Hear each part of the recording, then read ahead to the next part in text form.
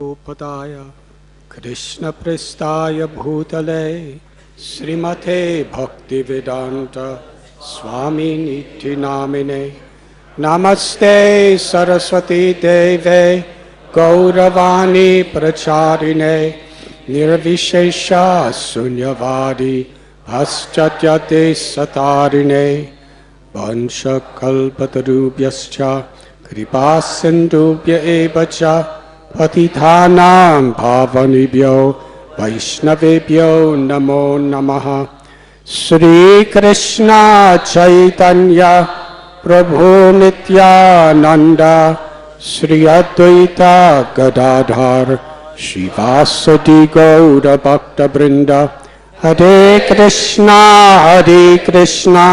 Krishna Krishna Hare Hare Hare Rama Rama Rama Hare Hare.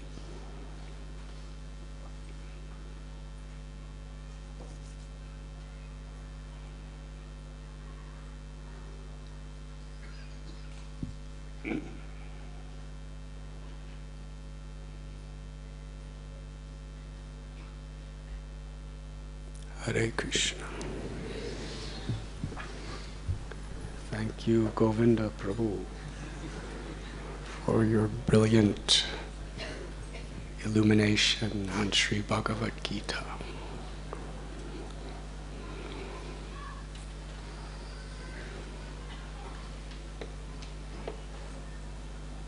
Through the ages, the greatest acharyas of all the different schools of Vedic wisdom has given emphasis and explanations from Bhagavad Gita. And as Govinda Prabhu has been telling, Krishna orchestrated the environment in which he spoke as an essential part of his instruction. Because unless we are receptive to hear, it remains at the best academic or intellectual, or it may even make us feel good.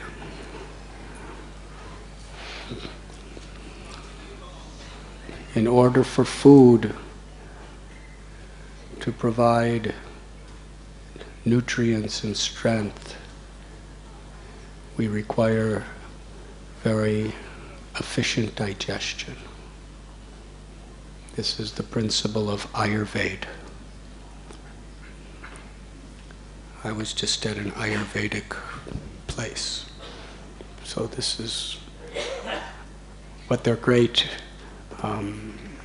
message is. That in order to be healthy, there must be strong digestion. Even the medicines they give cannot work well unless you could digest them. What to speak of the foods that we eat. So similarly, knowledge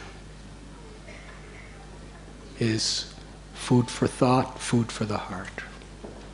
In fact, Krishnadas Kaviraj Goswami, he tells that hearing about Krishna and chanting Krishna's names and glories, Sravanam Kirtanam, is the food grains that gives nourishment and strength to a devotee.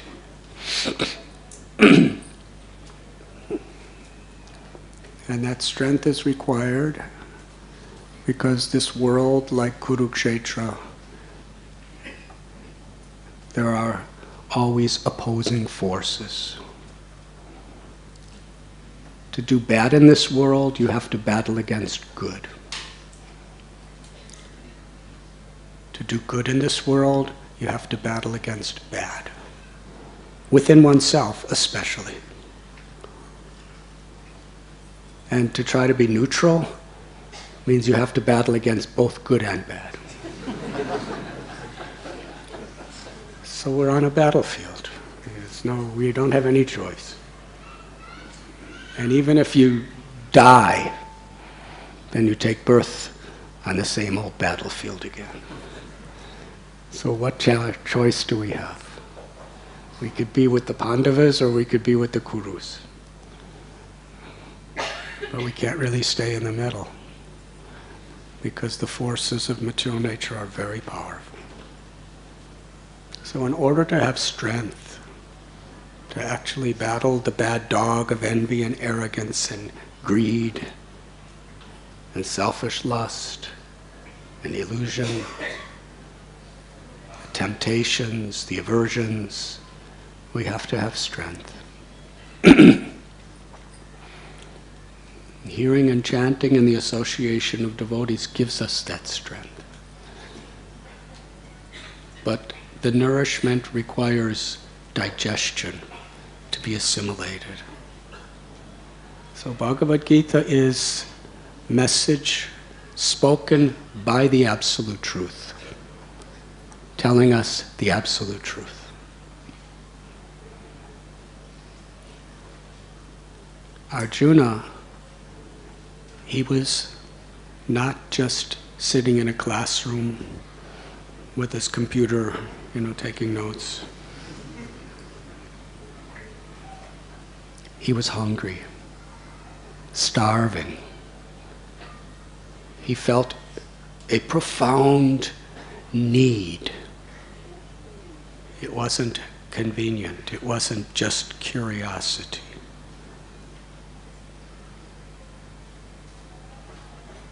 So similarly, it usually takes people being put in various trials in life before they really take their spiritual life very seriously. It doesn't have to be that way, but it's human nature. Usually it is that way. And as has just been explained, Arjuna was a very kind, compassionate person who had great love in his heart. But right before him was an imminent battle. And it was so confusing for him. First, he accepted, yes, I will do. And then he came to the conviction, no, I reject, I will not do. And it came to the point where everybody was watching. In fact, in Mahabharata, the whole world was watching.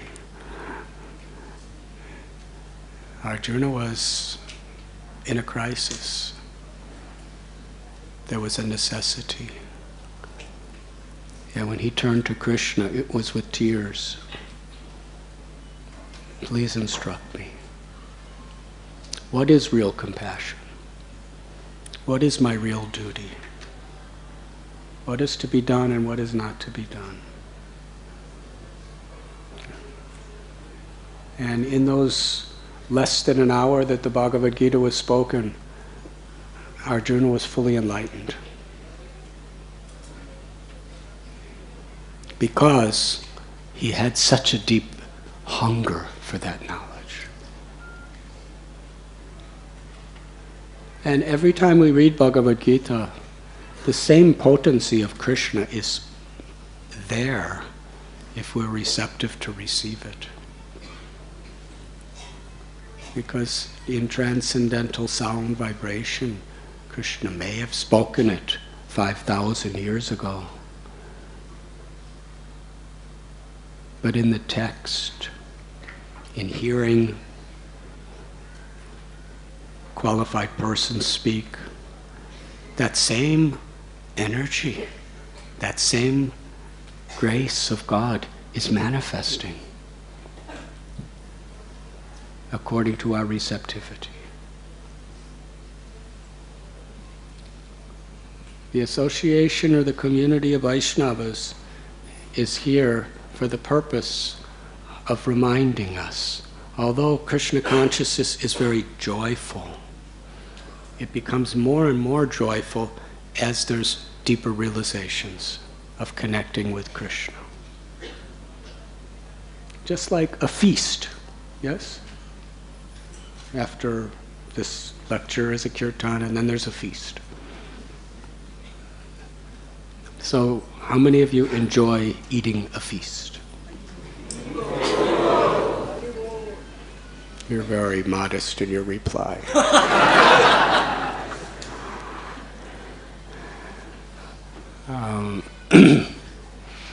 I found in my life that usually the most enthusiastic kirtan is Sarira Avidyaja.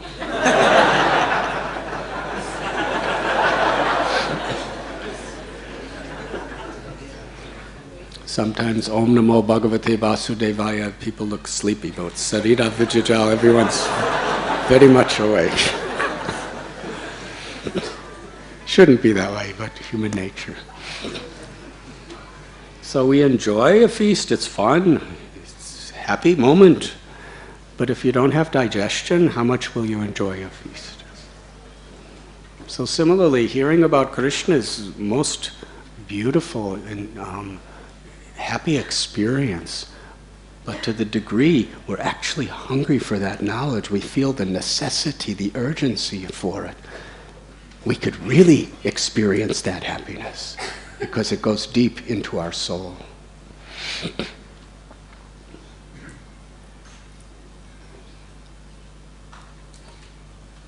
And the conclusion of the Gita, Manmana bhava mad bhakto madhyashim nam namaskuru.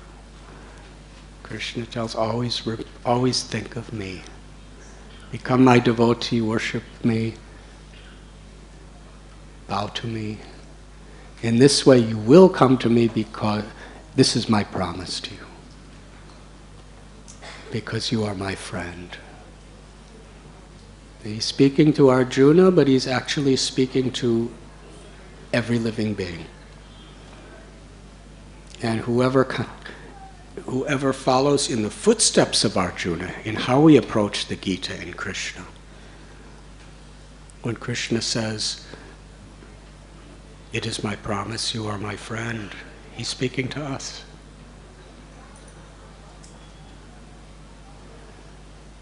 And Krishna came again in the age of Kali. He spoke at the very end of the Dwapara Yuga, the Bhagavad Gita. And then that same Krishna comes as Sri Chaitanya Mahaprabhu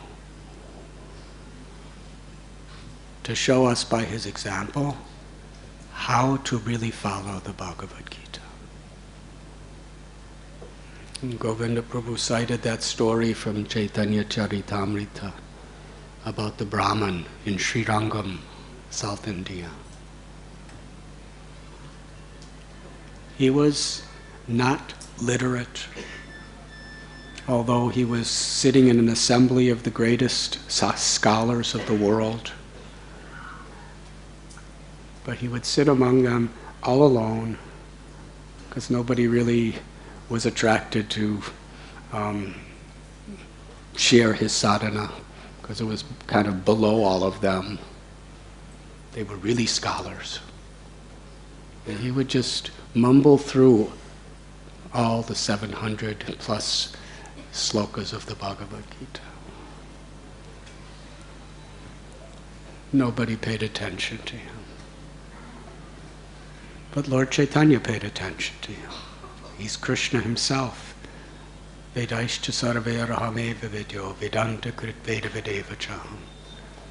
Sri Chaitanya Mahaprabhu, Krishna, he's the compiler of the Vedas. He's the knower of the Vedas. And of all the Vedas, I am to be known, Krishna says. So that personality among everybody was Chaitanya Mahaprabhu was attracted to this simple Brahman sitting. Why are you crying? The Brahman said, I don't even know what I'm really reading, because I don't understand. Sometimes they may pronounce it correct, sometimes not correct. I don't even know the difference. But my guru told me to do this. So in gratitude to my guru, In faith in my Guru, I am reading every day. In one sense, it didn't make that much sense. But in a higher level, it makes perfect sense. Yasya prasadat bhagavat prasado, yasya prasada nagati kutarpi. So Lord Chaitanya said, if you're not understanding all the words, why are there such tears of love in your eyes? He said, because as I'm reading, I just am envisioning Krishna, who's so beautiful. He's Sham Sundar. He has a beautiful dark complexion. And he's on the chariot. He's Arjuna, his own devotee's chariot driver, serving him. And he's speaking the Bhagavad Gita. Such love is coming from my heart when I'm remembering Krishna. Man mana bhava mad bhakta. Always remember me. Lord Chaitanya embraced him. He said, you are the true knower of the Bhagavad Gita. Because its purpose is to remember Krishna with love. In whatever we do. He had that hunger in his heart. That hunger to please the Lord. And Sri Chaitanya Mahaprabhu, he taught us, because in Kali Yuga, usually if you have some qualification, it becomes a great disqualification. Because we become proud. And if we don't have qualification, that's also a disqualification. Kali Kale, or what is it? Kalera dosanide rajanaste kamahanguna. Kali Yuga is an ocean of disqualifications. But there's a special benediction that Krishna has descended in his name. Kali Kale Namarupe Krishna Vata. And one can attain the very perfection of liberation. There are different stages of liberation. In one sense, liberation is peace from the anxieties and stresses of this world. On another level, liberation is freedom from all karmic reactions and entrance into a state beyond birth and death. Moksha. But the highest moksha, the highest liberation, the perfection of liberation, is the awakening of the ecstatic love that is within our heart. Love for Krishna. Compassion for all beings. Because that includes moksha, that includes peace, that includes everything. We were discussing today how Yashoda Maya was in an anxiety for Krishna. That anxiety includes the perfection of shanti or peace, but it's beyond it. Does that make sense? To be free from material tribulations due to dualities is peace. But in love, there is sometimes all-consuming anxieties which include the perfection of peace, because it's beyond. When it's based on transcendental love, that anxiety increases the ecstasy of our love. Because material anxiety is about the misconception, I'm this body and mind, and other people are their body and minds. So I have anxiety for them, I'm anxiety for myself. But when we realize the eternal soul, and we realize Krishna as the object of the soul's love, on that level, anxiety only stimulates deeper, more intimate love. There's a verse in Srimad Bhagavatam where Rohini and Yashoda are taking care of Krishna and Balaram, and they're little babies, and they were always doing mischievous things. They would go to dogs with sharp teeth and start playing with them. They would go to monkeys with sharp claws and start playing with them. They would go to bulls with gigantic horns and start playing with them. They would go in places where there's thorns and start playing there. Now, even though Krishna's a little baby, still, he's the all-knowing absolute truth. It's not that when he's a baby he knows less than he does when he's speaking Bhagavad Gita. That same speaker of Bhagavad Gita is crawling around. And the mothers are always worried. He may get cut by thorns, he may be bitten by monkeys or dogs, he may be scratched by cats, he may be trampled on by or injured by massive bulls. And Shukadev Goswami said they lived in constant anxiety. And Sukadev Goswami, who had already attained Brahman liberation, he knew it. He was in mukti state when he was in the womb of his mother. But he's praising them for that anxiety because it's based on love for Krishna, love for God. It's an anxiety, it's ecstasy. So to always remember Krishna, never forget Krishna. This is the principle that is the very conclusion of all the knowledge and all the rules and all the regulations of all the scriptures. And in this age of Kali, it's not based on material qualifications. Simply by chanting the holy names of the Lord, with this sense of hunger in our heart, we can attain the perfection of liberation. It's actually available to all.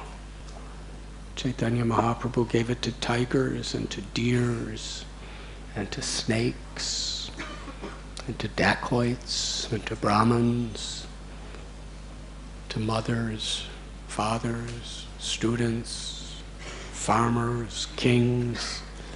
He was giving to everyone. Devotional community is to see that common connection we all have to Krishna and therefore to each other, and to celebrate the grace that we are receiving, the very essence of the Gita. When we understand the teachings of the Gita properly, we learn to live our life in this world pursuing the real goals that will bring true fulfillment to us and to others.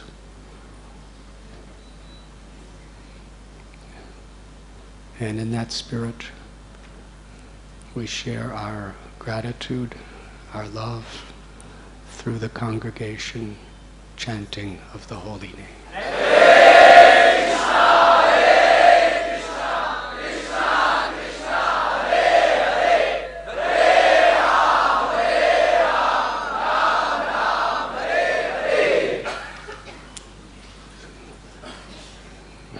We could try to answer a couple questions if you like, and then we will have Kurt.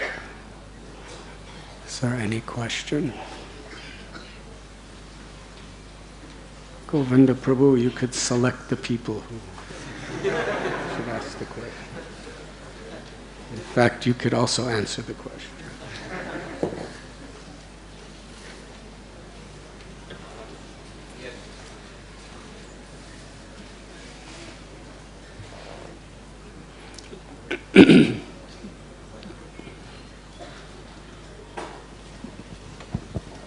Hare Krishna Maharaj, thank you so much for a wonderful class. The question is, you spoke in the morning regarding there is success, pride comes, and when there is failure, then obviously the depression comes. But the depression is not humility. So, what is real humility, and how that can be achieved?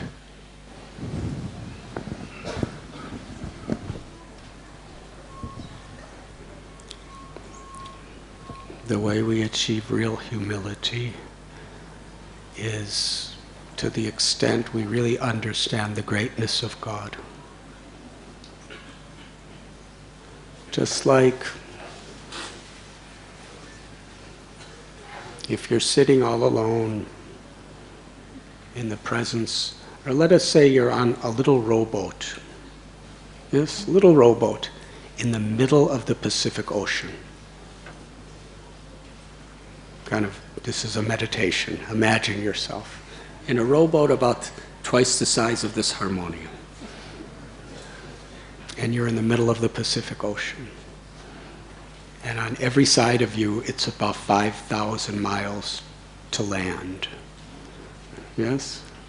And you're all alone. Do you feel small? Yes?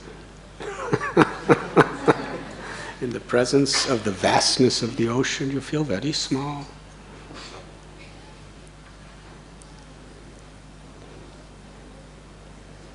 Or if you're sitting right at the foot of a gigantic Himalayan mountain, do you feel small? Or if there's a massive male elephant, 10 of them charging at you, do you feel small? Well, these are all little things. Can you imagine how Arjuna felt when he was sitting before the universal form, the Virat Rupa? To the extent we understand Krishna, even when he's a little baby, Bal Gopal, when we understand how great he is, we naturally feel small. Mamaivam so jiva loke jiva bhuta sanat. One ray of the sun in the presence of the entire sun, does he have anything to be proud of? The only thing he has to be proud of is that I'm part of the sun. Yes? When a little ray of the sun looks at the entire sun, not from the earth, but from 6 inches from the actual sun planet, which I think is millions of times bigger than the earth. That little ray is looking at the sun. It's not proud to look at how much light I am giving and look at how big I am. Its pride is, I'm part of the sun. Yes? And that little ray can't start condemning other rays, saying, I'm part of the sun, look at me. Because it recognizes every other ray is also a part of the sun. And its pride is in the sun. So similarly, as we understand Krishna, we become humble. The false ego, the false pride is only possible to the extent we completely forget our relationship with Krishna. We may theoretically understand our relationship with Krishna, but where there's realization, humility takes place. It's natural. But in order to gain that humility, we have to understand the principle of humility. Tadvidi pranipatena pariprashnena sevaya. Just like Arjuna,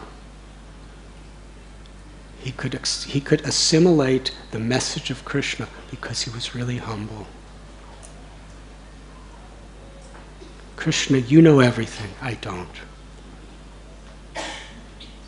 And Queen Kunti, Arjuna's mother, after all this happened, Janmaishwaraya Shruti Shipir Edamana Madhapuma, she prayed to Krishna that the 4 greatest qualifications of this world are the greatest disqualifications: to know you and to chant your name with feeling. Because when we have great scholastic knowledge, it may be knowledge of the scripture. It may be knowledge that we learn in college. It may be even just street smart knowledge, just knowing how to manipulate people. But knowing more than other people, having more attractive beauty than other people, having more wealth than other people, having more fame or a higher birth than other people. These things have a tendency to make us very proud. And that pride puts us in such a darkness. We can't really appreciate Krishna because it's no longer about him, it's about us. So these are disqualifications. So in the association of devotees, satsang, sravanam, kirtanam, we learn about what the real values are that we should strive for. Prahlad Maharaj, Arjuna, so many great personalities we read about, and their quality is always their total submissiveness before God, their humility before God. So real humility is, it doesn't make us arrogant, it doesn't make us depressed. It makes us grateful. In real humility, we're simply grateful. We're simply happy that Krishna is being glorified. Yes, when Krishna and Radharani are having nice clothes, we're so happy. When so many people are coming to chant their names, we're so happy. When the root of the tree is being watered, we're so happy because not only us, everyone is watered. See, pleasing you is not watering the root of the tree. And pleasing me is not watering the root of the tree. Pleasing Krishna is watering the root of the tree. And humility is to honor and respect and recognize Krishna is that root. And he's all attractive. He's all beautiful. He's all merciful. Forever. So by hearing Krishna's leelas, by hearing Krishna's teachings in the association of people who really understand or are striving to understand, it brings about an understanding for us of the value of this type of humility. Arjuna heard the Gita with total humility. And an expression of his humility is that he actually followed Krishna's command and fought the war of Kurukshetra with no pride, with no envy. He didn't take credit. So humility doesn't make us weak. Humility connects us with the ultimate strength of God. Humility doesn't make us fearful. Humility makes us fearless, but with love, with compassion. Does that answer your question? Hare Krishna. Thank you. Govinda Prabhu. Would you like to add something to give microphone to Govinda Prabhu? Yeah. No, you will.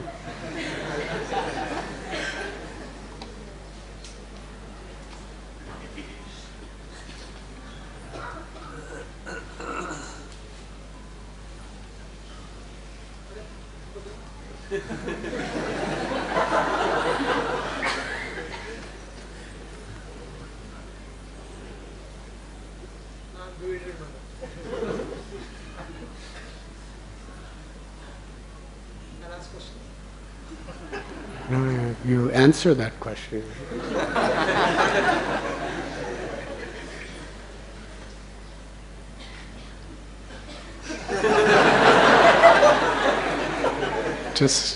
Just the expression on his face completely answers the question.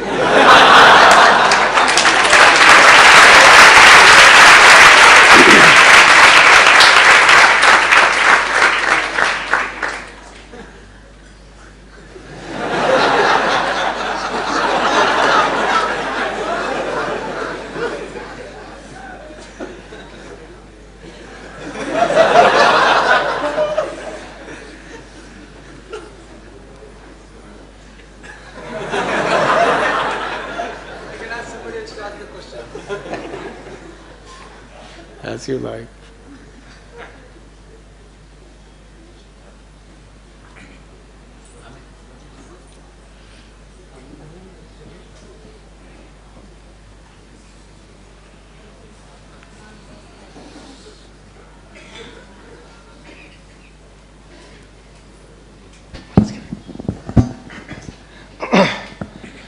Maharaj, in the morning class, you spoke about, in the beginning, about death. And after that, you spoke about the relationship Krishna had with Devaki and Vasudeva. What a nice relationship they had. Now, Maharaj, we came into Krishna consciousness many years before. And recently, even Ram Navami also went, and Lord Ram also had a very, very nice and a very cordial relationship with their parents.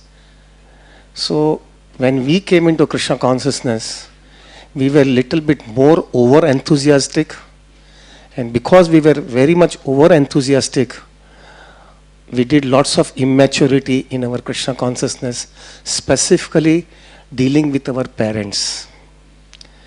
We did something nonsense. We abused them. We did lots of negligence with them. We didn't deal with them in a very nice, cordial way, which we are supposed to do it. And after years of Krishna consciousness, we realized that we made a blunder in our Krishna consciousness. We made a big blunder, and it would have been tackled properly, but it didn't got tackled properly just because of our immaturity and because of our negligence. Now what happens is, they didn't appreciate us just because of our negligence. There was no problem in Krishna consciousness, but it was our immaturity that happened. And they left their body. They are not here right now. And now we feel lots of guilt in our heart. What did we do that? We could not go to them right now and ask forgiveness from them. This is what we did, nonsense. Please forgive us. And now the fear that is coming in our heart is, now our final time is also coming up. And in that final time, that guilt which is killing us in our Krishna consciousness, that we couldn't do proper dealing. Devotees might be telling everything, oh, you are this, you are this, you are great soul. But our heart, that consciousness is always beating it, that we did nonsense and we couldn't ask forgiveness also. Now, I want, of course, this problem, even I had a talk with many of the brahmacharis, many of our congregation devotees also, they also face the same problem. Parents are no more, we made blunder and now we couldn't ask forgiveness. The fear that is happening in our heart is, when the final time of our final time, when we are about to leave, our body comes, that guilt, if it kills us, our Krishna consciousness, we might miss the bus of devotional life. And this itself may bring us back into this material world and suffer again. So Maharaj, I wanted to know that what should we do at this juncture, where we could not go and ask forgiveness from our parents because they are no more. And that guilt should not kill our Krishna consciousness when the final stage comes. And we could have at least some smooth Krishna consciousness, remembering Krishna, and finish our life. My humble request is, Maharaj, please give a proper heart.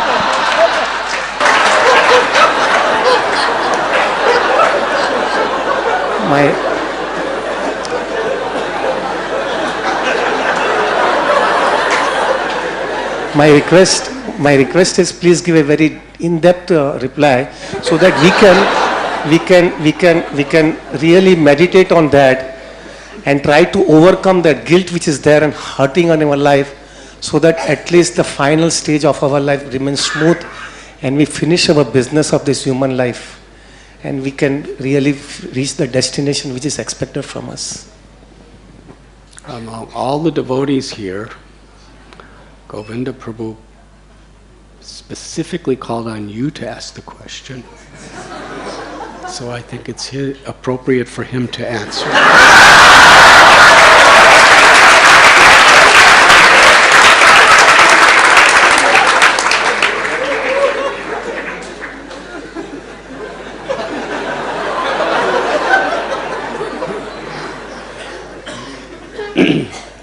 Is that all right? Would you like to answer? First me.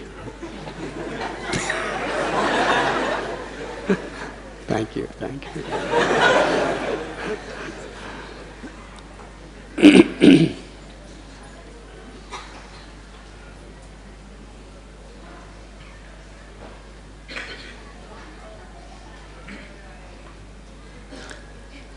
Part of maturity is to humble ourselves and learn from our mistakes.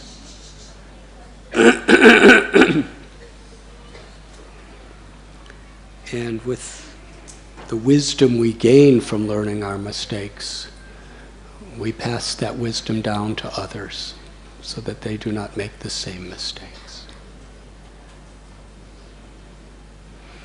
At the same time,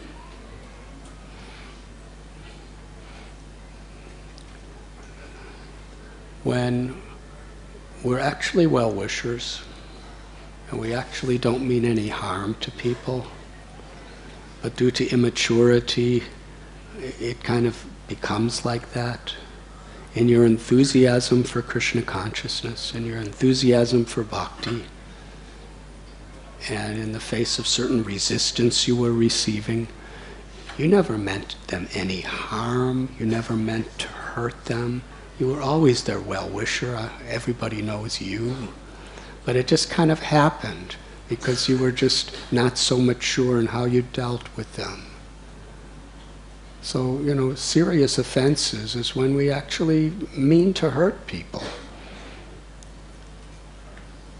You may have hurt them because of your enthusiasm to love Krishna and your lack of maturity to actually communicate. So it was not really offensive in that sense. It was just immaturity.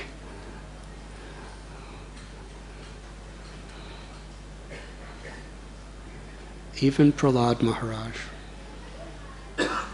It's the nature of a devotee to have a humble heart. There's a place in Melkote where Prahlad Maharaj was visiting after he was king. And he was feeling very guilty because he felt, because of me, my father had to die. Yes? Hiranyakashipu. He was genuinely, deeply feeling guilty. It was not because of some depression, it was because of real humility. Because of me, my father had to suffer and die. And Lord Narasimhadev appeared to Prahlad in the form of Yoga Narasimha and spoke to Prahlad. He said, actually, because of you, your father was liberated. So when children become Krishna conscious as well-wishers of their parents, then Krishna gives special mercy to the parents too. And even though they may be in anxiety, they're very much thinking of Krishna. Yes? I'm sure because of you they were thinking of Krishna more than ever before.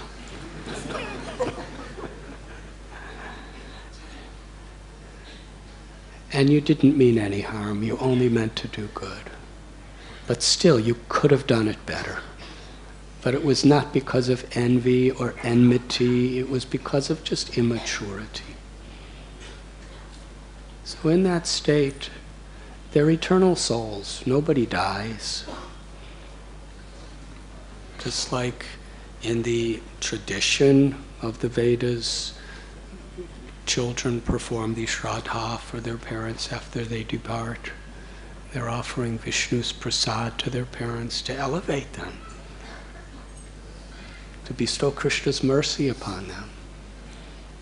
So on a physical level, you may not be able to ask forgiveness. But if you stand before the deity with a genuine, earnest, and sincere heart, and ask your eternal mother and father, Radha Gopinath, to give you forgiveness, then they will certainly pass that message to the eternal souls of your parents, and you will be forgiven. And that you can do. And it will have all the effects and more as if you were to ask them directly. Of course, if we have the opportunity to ask people physically, we should. But if our maturity to understand what has been done comes later, it's not that the opportunity is lost. It is still very much there. And with that maturity, not only do you have that opportunity to show your gratitude and your love to those people who helped you in many ways, to their eternal souls through Krishna, but also with the message that you learned and the gravity of how you learned that message of immaturity, you can actually help to cultivate the culture of real maturity in other people.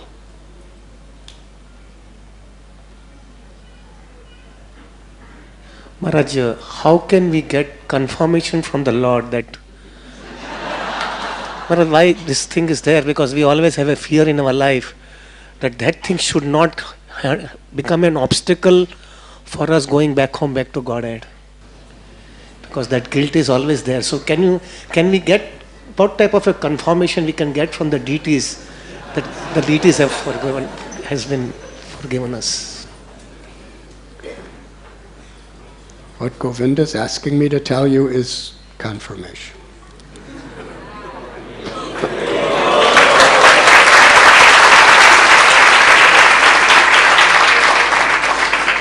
The confirmation is not just an automatic rubber stamp. The confirmation is the sincerity,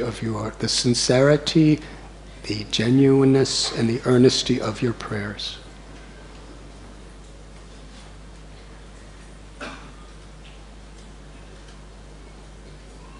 Because if we surrender in this spirit, Krishna will compensate for all of our loved ones. But still, we should behave as properly as we can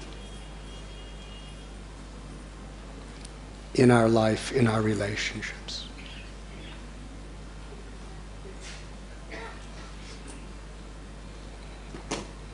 But when we see from the point of view of the eternal soul, if we're sincere, nothing is ever too late. And now, Govinda Prabhu, you can give your realization.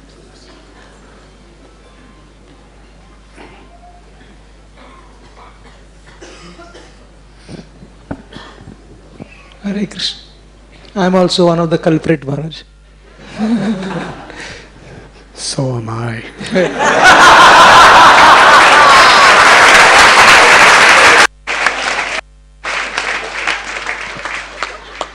But you are a good son, Maharaj, because eventually your parents were proud of you. Your father and mother both. But one thing I realized from your answer and all your discussions also, that in Krishna consciousness as we grow, rather than justifying the mistakes and immaturity what we have exhibited, we only feel sorry for what we did, and then that gives us the experience of humility that I am not a very good devotee, But still it's not a hopeless case. It's a painful case but not a hopeless case, because Krishna is very kind, and seeing our sincere, genuine feeling that I made a mistake. Like Maharaj quoted the example of Prahlad Maharaj. He never justified for practicing devotional service and saying, oh no, my father was killed, it was right. Similarly, Yudhishthira Maharaj also, it is said that he always blamed himself, that I was responsible for the death of so many people. Actually, it was Duryodhan. It was Dhritarashtra responsible, but he always took the responsibility on his head, but never felt hopeless. Guilt should not make us feel hopeless in regards to Krishna's mercy. Otherwise, then we feel Krishna is much inferior to our guilt. Hare Krishna.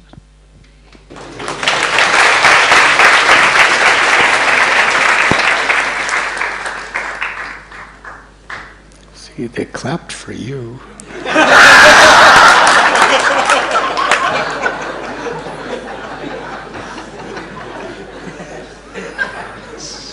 That address your question?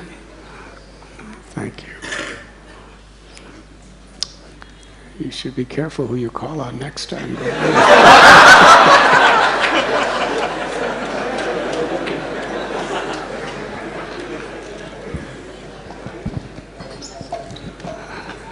Srila Prabhupada ki jai, Shri Radharani ki jai, Shri Gopinath ki jai.